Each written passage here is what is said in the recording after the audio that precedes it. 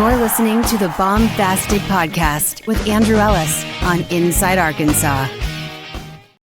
What's going on, everybody, and welcome back to the Baumbastic Podcast presented by Inside Arkansas and hosted by Andrew Ellis. We got a very special edition of the podcast here today. I'm here to talk with a former big leaguer. We just went over how to pronounce the last name, so there's a lot of pressure on me to get this right. I am talking here with Jason Jimenez. Is that good?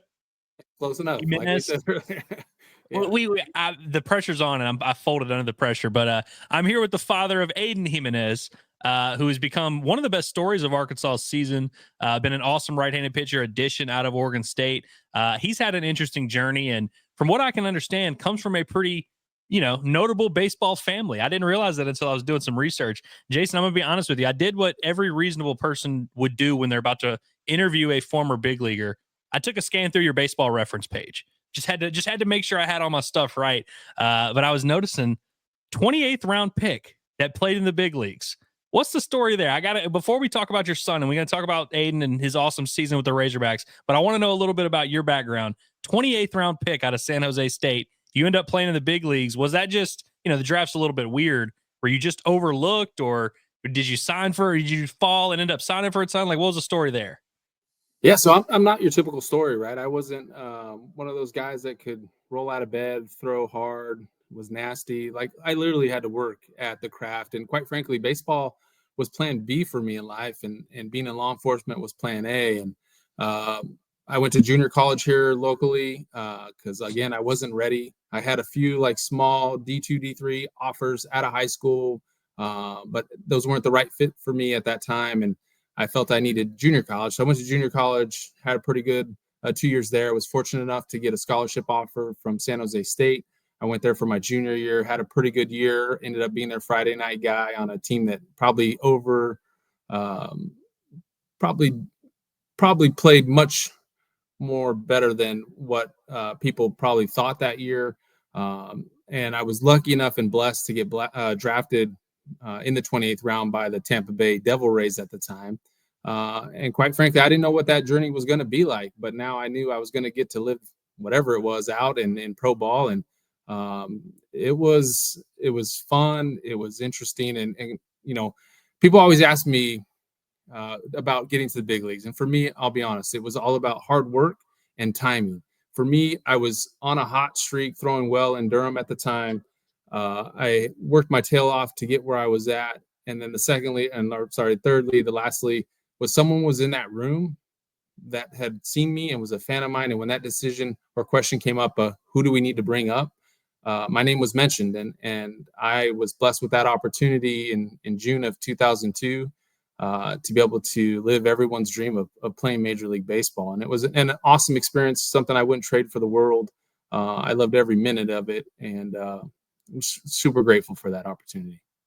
Yeah, man, it's a special sport where, you just kind of have to be prepared to do anything for the team, whether it's come in, throw an inning, whether it's go play, defense, whether it's get a pinch hit, lay down a bunt, whatever. And so it's kind of that same way at the pro level where you're just going about your business, doing what you got to do until hopefully you finally get that chance, man. And so it's really awesome. I mean, it's an honor to talk to a former big leaguer. I don't know if I've talked to, that many. I remember Juan Pierre came to my high school. He went to the same high school as me. I remember when Juan Pierre came to our high school and we were like, this is the coolest thing ever. And of course, Juan Pierre had an unreal career, but I don't know if I've really even had that many conversations with that many former big leaguers. So this is a big deal for me, man. But so your playing career, what year was it where you finally decided, all right, I'm done playing baseball. Now it's time to transition. What year was that?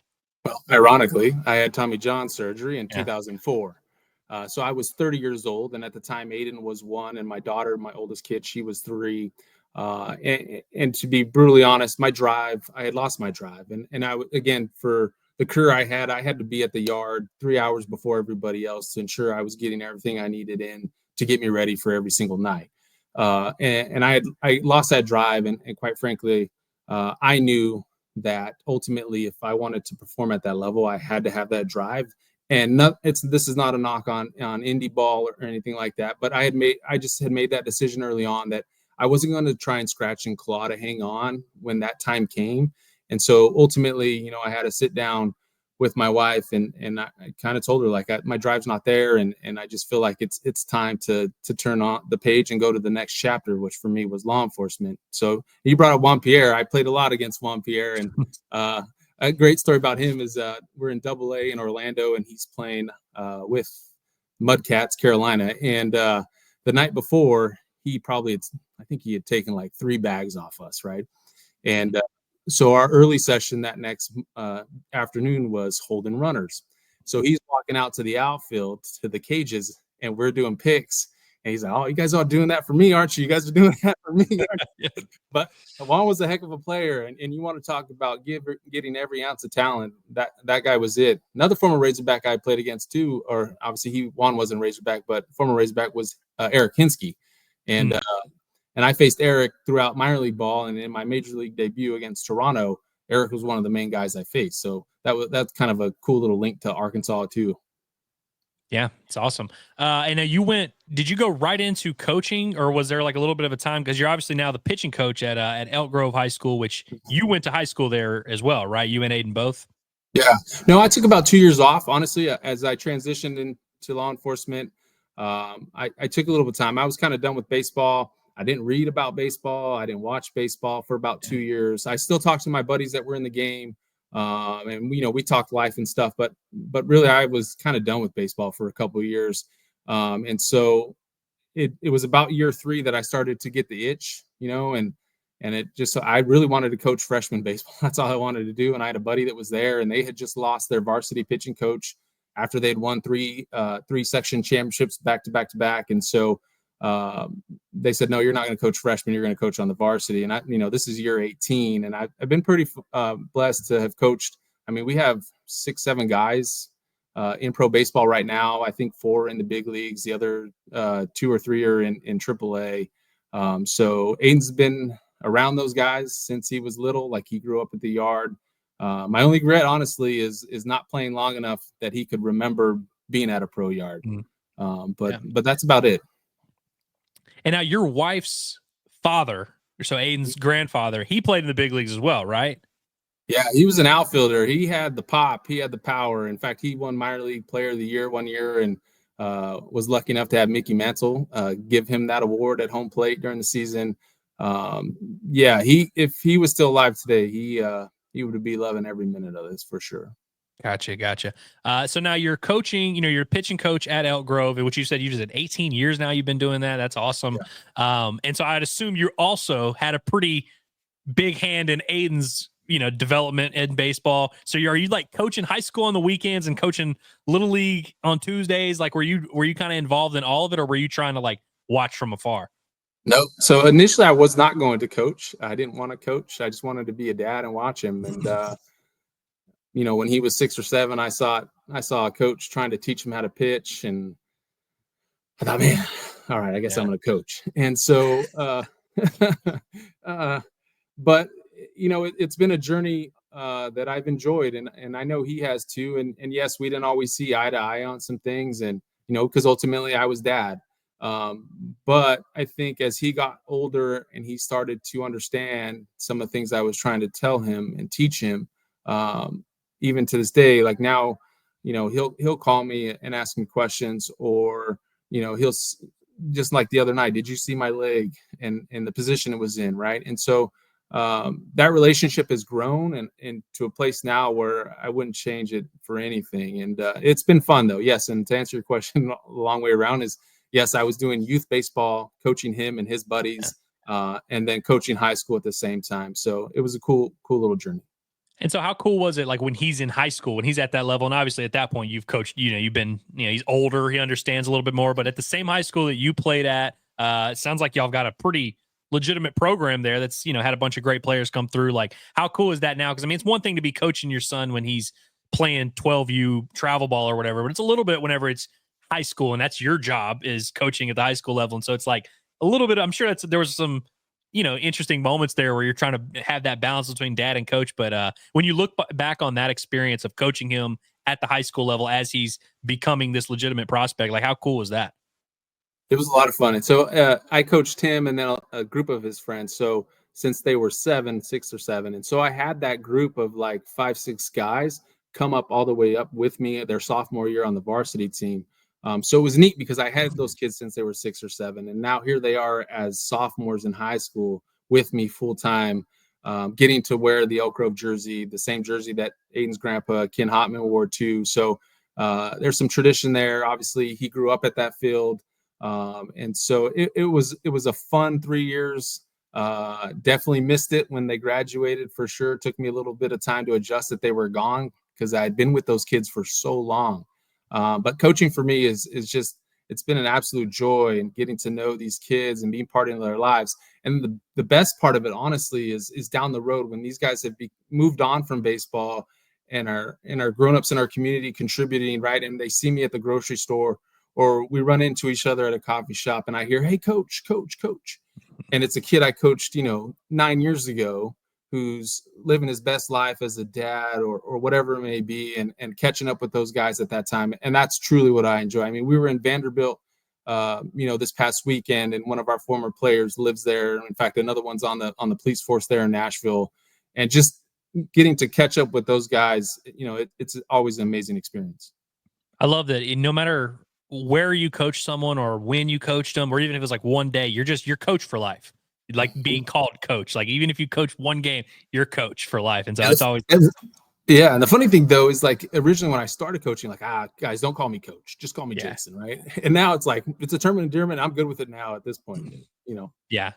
So when Aiden finally goes to Oregon State, finally leaves the nest, and now he's going to play baseball. Probably the first time in his life that he was playing baseball, not being coached in some form or fashion by you. And like you said, I'm sure y'all were having plenty of conversations, but was that a little bit of like a weird transition? Like, how did you feel about that whenever, obviously, I mean, Oregon State, it's not like it's some rinky-dink program. You probably put him in pretty good hands there, but was that like a little bit weird where you're like, man, now he's going to go be, go do his thing. Like he's leaving the nest. No, honestly, I was good with it. And I think he was ready for it. The biggest adjustment for me personally was now I was just dad and now sitting in the stands with my wife, right? Where before I was always in the dugout with him and able to help him if needed, but I was just in the dugout. And now I'm literally just sitting in the stands. And that was a huge adjustment for me, watching him from there. But it's been a lot of fun. Yeah. What are the nerves like watching as a dad? Because, one of my best buddies played at LSU, and I remember always going to games with his parents, and his dad was like always just a nervous wreck. Like probably needed a few things to drink just to watch him throw one inning or whatever. Like, so I can imagine, it's a little bit different. Like you said, you're in the dugout with him now, watching as a dad and as a fan, and you really have no control. Like, are the nerves a lot different now that you're just watching him solely through that lens? 100%. So I can tell you that, as a parent, you just want the absolute best for your kid. You want them to be successful, right? And as a dad, I mean, over this weekend, I've gotten better. I'll say that since his freshman year, right? Still not great, but I might turn on my Apple heart rate watch from time to time, and I'll just say like the Saturday's outing, right? I think my heart rate got up to like 110, 115 at a couple of times. So definitely nerve wracking. But yeah, it's been fun though. Yeah. So Aiden finishes his freshman year with pretty much the best outing of his freshman season in the postseason, in the NCAA tournament. I think that was down in Baton Rouge, right?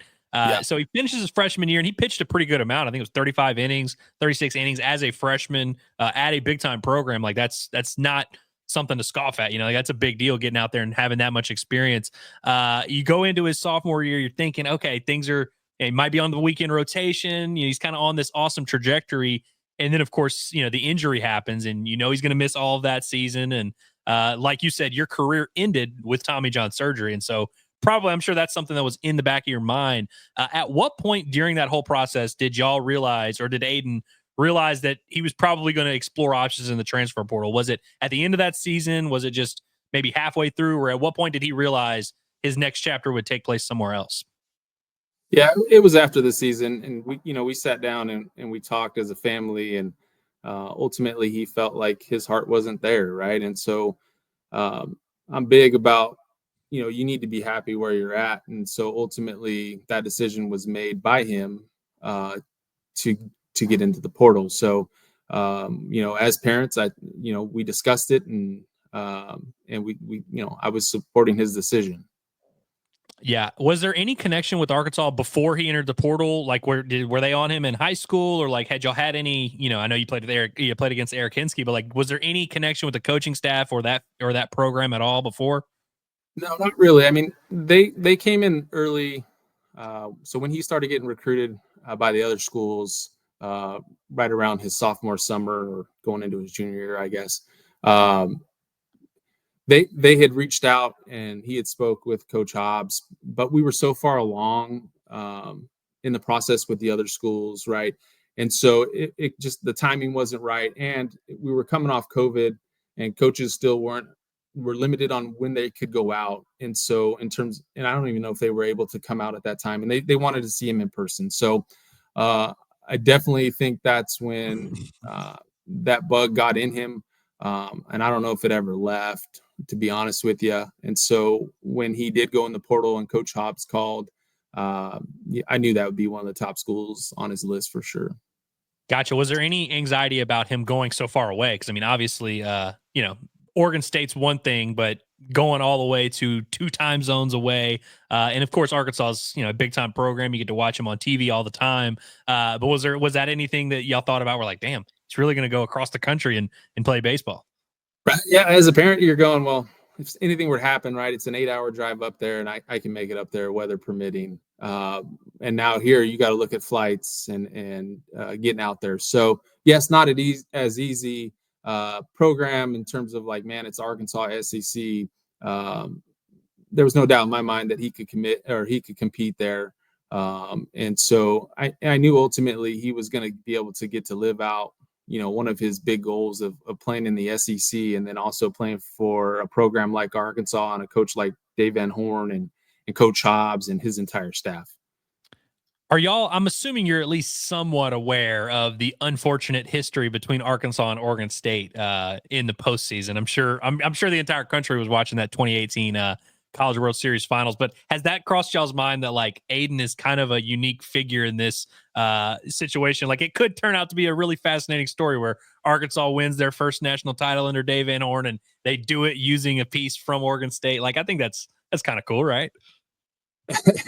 I wasn't quite aware of a lot of it. However, I think I saw a comment like, well, maybe he's the piece that breaks the jinx or something to that effect. And then I kind of looked at it a little more, but yeah, we'll see. The curse of the Bambino. It's like Aiden Jimenez could break the curse. I mean, it's about as bad a way you could lose a national title game, if you ask me. I mean, there's a lot of Hog fans who still have not gotten over it. And so hopefully that's how it plays out.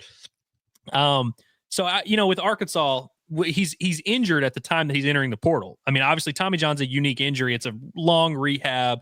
So I'm sure that's kind of something that in and of itself is a hard thing to overcome. When he was having these conversations with Coach Hobbs, talking about coming to Arkansas, was there any concern on that end of like, hey, what's this going to look like? I mean, he's injured. We don't even know what the timeline is going to look like.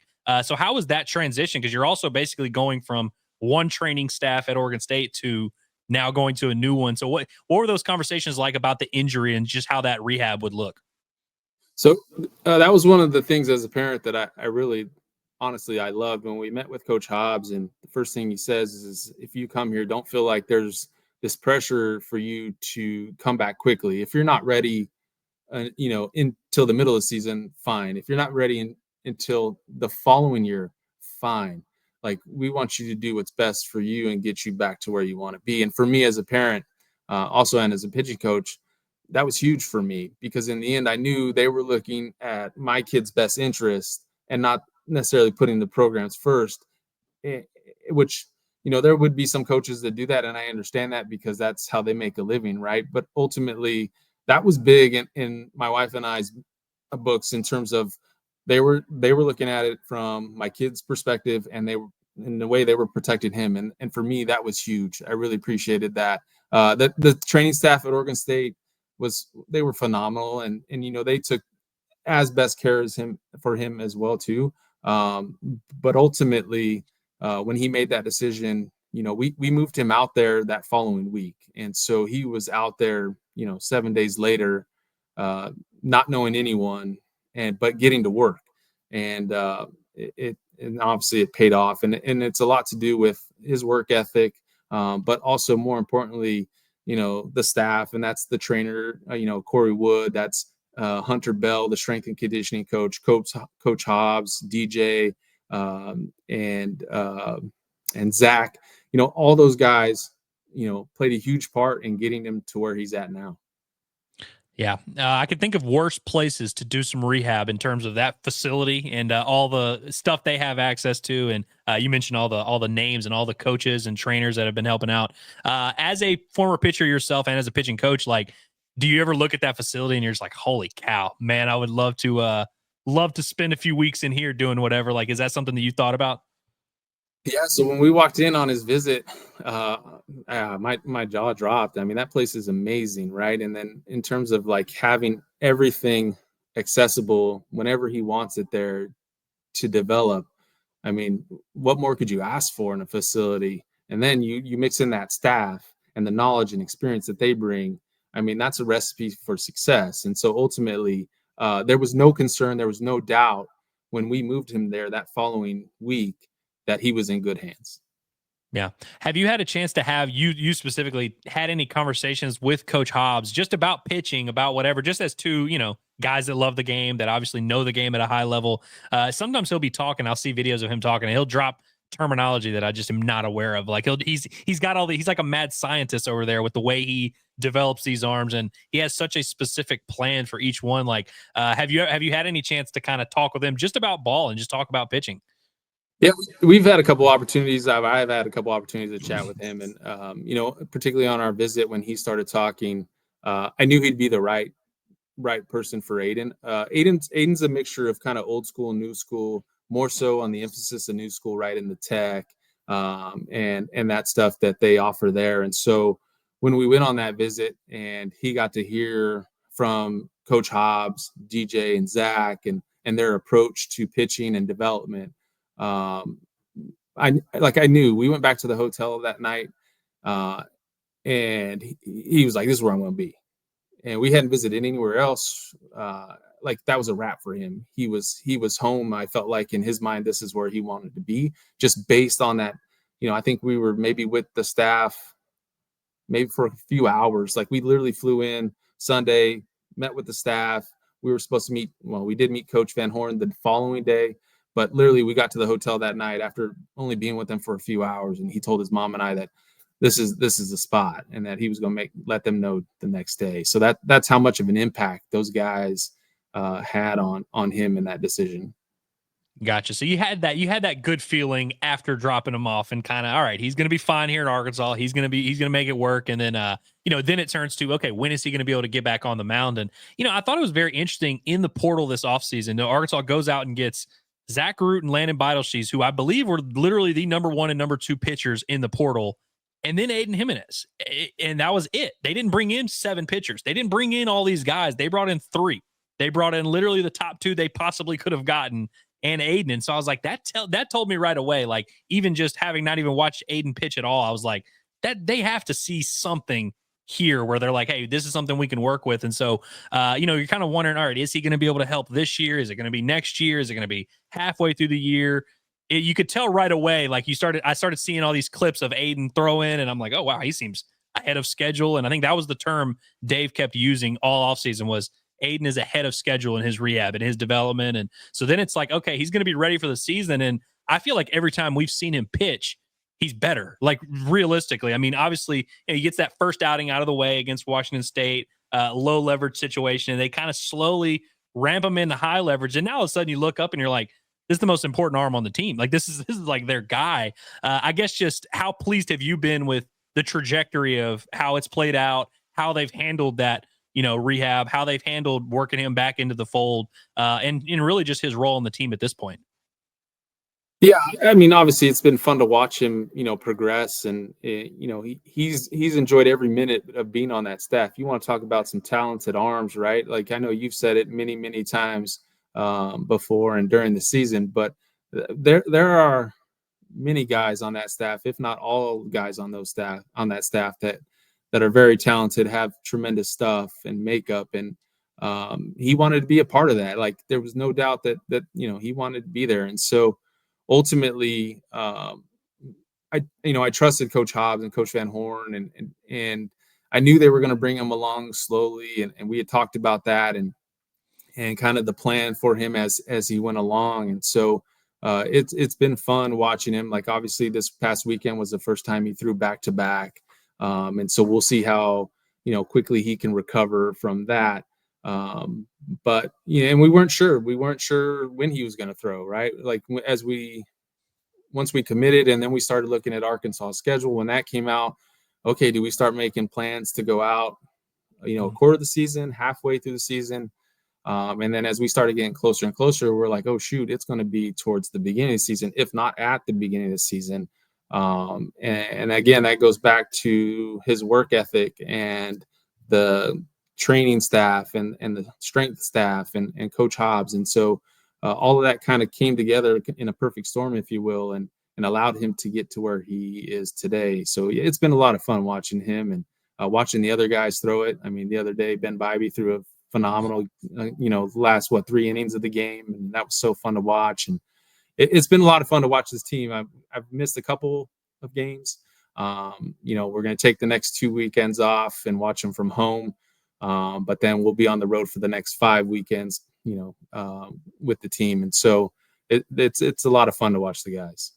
Yeah, those last, I guess, like 5 or 6 weeks of SEC play. I mean, it's just top 5 matchup after tie. It's gonna be a lot of fun. Baum is going to be the place to be. And so let me ask you this: how hard was Aiden throwing at Oregon State? Because I've seen the velos kind of fluctuated a little bit here at Arkansas, but like, I mean, I think at this point he's a consistent up around that mid 90s area. Was he throwing mid 90s as a freshman at Oregon State, or has that kind of been a new development? Yeah, so he got up to like 96 as a freshman. I think he hit 96 this year already once here. But he sits comfortably in that 93 to 95 range, honestly. And so that's still one of the things, I know he wants to see is that velocity continue to uptick and kind of increase that average velocity a little bit more, where he would like to see it. I also, as a dad, emphasize that the most important thing is getting people out, right? Not necessarily the velo on the board. And so, but he understands that. And I'll tell you what about him is that ultimately that kid's not afraid, and he'll compete and he'll give you his all until he doesn't have anything to give. And that's the one thing I love about him in terms of his competitiveness and his heart and him as a player. Yeah. And the thing with the velo, it's like, it's one thing to throw 95, 96, but when he's throwing 95, 96, it doesn't look like, it's not like emptying the tank, high effort, it seems pretty repeatable. And so when I watch him pitch, it's very interesting because he's got an interesting little mix of stuff. And he's just a big time strike thrower. I mean, even if you look at his numbers at Oregon State, always been a big time strike thrower. And so you add in the stuff continuing to evolve on top of that, his confidence getting better as he's working back. Like you can just see him leveling up seemingly every outing. But when I look at him and I'm like, I see why this guy was a potential weekend starter at Oregon State. Like, kind of has the makeup, the strike throwing, and has the different skill sets to throw at these teams. Do you feel like his future long-term is as a starter? Yeah, so he also throws a split, right, that you haven't seen a whole bunch in the Arkansas uniform. In fact, he busted that out this past weekend against a few of the lefties. I think some of those strikeouts you saw, that was his split finger, and so he's finally starting to throw that again. And then here at Arkansas, he developed a cutter with Coach Hobbs, and so that's what you're seeing also. And so he's got the arsenal, I think, now that if he needs to move into that role, or if that's something that is in his plans or, his future plans, then he has the tools to be able to do that. And like you said, he throws strikes. He can throw strikes with all of them, and he can throw them anytime in the count, right, which is important as a pitcher, but more importantly as a starter. And so at this point, though, honestly, he's willing and wanting to do whatever that team needs, because that's how invested he is with that whole group there. Yeah, it's interesting when you watch big league baseball these days. There's long relief is just not really a thing at the big league level as much anymore. Most of the time, it's you're either a starter or you're coming in for 1 inning and you're a flamethrower throwing high leverage 1 inning. And so when I watch Aiden pitch, I'm just like, kind of makes sense as a starter. Like, I feel like professionally, that's going to be the route that it ends up going. But at the college level, it's kind of just a unique thing where you do see guys come in out of the bullpen and like he and Ben Bybee and some of these other guys have been doing, throwing 4 or 5 innings out of the bullpen. It's kind of a unique. And so I feel like he's in a way perfect to be a high leverage college reliever who could translate into a starter at the next level. I think there's been a couple guys from Arkansas who have been 1-2 inning guys in their careers at Arkansas, then go professionally and all of a sudden they're starters. It's just kind of one of those things, but it's just been fun to watch this pitching staff, and they've got so many arms. Like you said, they've got all these different guys and so many different skill sets. I mean, you look one time, you see Parker Coyle, lefty, throwing 91 with big breaking ball behind it. Then all of a sudden a righty, Carson Wiggins, he's throwing 101. And then all of a sudden you got Root, who's throwing lefty 95, and he's got all. It's just such a unique mix of skill sets. And so I think that's kind of what makes this group special. And it's been fun to watch Aiden kind of present a few different skill sets to these teams, and is kind of the do everything guy. And so it's been cool to watch him. So down the stretch, do you have any like games circled where you're like, I mean, I know you said you're going to come to some of these down the stretch. Is there any series in mind that you're like, oh man, that's one you had circled on the schedule, like cannot wait to watch that one? So you mentioned the LSU regional, and so we were there for the first time, got to experience that, and that place was electric. And so I kind of look forward to going back and watching that series. Obviously the last weekend of the season, right? If things stay the same, like you want to talk about the must-watch series of college baseball, well, there you have it, right? So those two are probably the main ones right now for me. So how does it work with you coaching now, able to like travel? Because I mean, you're having to travel. It's not like a quick 2-hour drive. It's hopping on a flight. How does that work with your baseball coaching schedule and your travel schedule? How are y'all able to make that work, I guess? Yeah. So fortunately, the head coach here, he coached Aiden. He was the head coach when Aiden played there. And so he's been super supportive and understanding that ultimately, like, when we got to this point, whether it was at Oregon State or here at Arkansas, that I want to watch my son. And so he's been awesome and supportive. And so, basically I just give him the schedule and I say, hey, here are the weeks I'm going to be gone. And so he calls pitches, I call pitches when I'm there. And if I'm gone, he can call them. And so there's not much of a lapse, right, in coaching with the kids, because he can fill in for me. And so, I just say, hey, here's the weekends I'm taking off, and I'll take off, and he's able to pick up. And so ultimately, really, I'm missing probably a practice and a game, because we play Monday, Wednesday, Friday for our leagues here in town. And so, I usually miss a practice on Thursday and a game on Friday. But then, like I did yesterday, I flew back into town and jumped into a uniform and headed to the game. And so it's been a lot of fun. I'm super grateful to Coach Bellotti, the head coach here, for allowing me that opportunity to watch Aiden, because it's something I don't want to miss, and I won't. Yeah, absolutely. I'm going to let you get out of here. I promised I wouldn't take too much of your time, and I could sit here and pick your brain about pitching and just whatever for hours, but I'm not going to do that. But I had one last question. You might not be able to answer it, but I just didn't know if your conversations with Aiden, I always like to ask the players when I get to talk to them what their relationship with Dave Van Horn specifically is like. Obviously, coach, you respect him, all that. But, it's weird because middle infielders, when I talk to Nolan Souza, he's like, oh, yeah, I talk to Dave every day. He's going to be the best man at my wedding and all this. But then I talk to some pitchers and they're like, the only time I talk to him is when he's coming to get the ball from me. That's the only conversations. He kind of lets Matt Hobbs handle that. So I just wondered, from your perspective, has Aiden told you, like, do he and Dave Van Horn speak like ever? I know Dave Van Horn likes him, but do they have any type of like relationship like that? I don't know how often they talk. I know they do talk. And, as a dad, I'll ask, like, hey, did coach say anything to you after that? Or did Coach Hobbs say anything to you? So sometimes I get the info, sometimes I don't. So I don't know how often. I know they do talk. I know Aiden thinks the world of him and all the other coaches. And so I know when we met him on the visit, and then, you listen to him, whether it's during a press conference or an after game speech, right? You want to talk about just a genuine human being, right? Like unreal, and super grateful that Aiden's getting the opportunity to play for Coach Van Horn and the entire Arkansas coaching staff, and getting to hang out in the wonderful Arkansas area as well.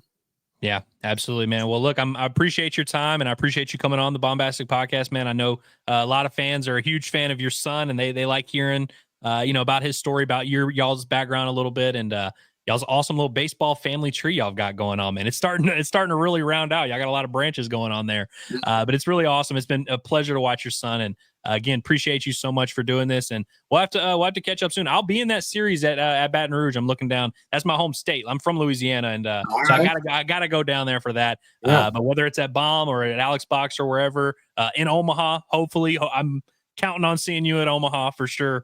Hope y'all enjoy the rest of the season, and best of luck to y'all. I appreciate it. Thank you, Andrew. Absolutely. Well, it's been another brilliant edition of the Baumbastic Podcast. Hope you guys enjoyed. We recorded this on a Tuesday before Arkansas plays their midweek game against Grambling. I'm assuming y'all are watching this on Wednesday after Arkansas handed out an ass whooping. So we'll be back to preview the series against Missouri. We'll catch y'all next time. Appreciate everybody for listening.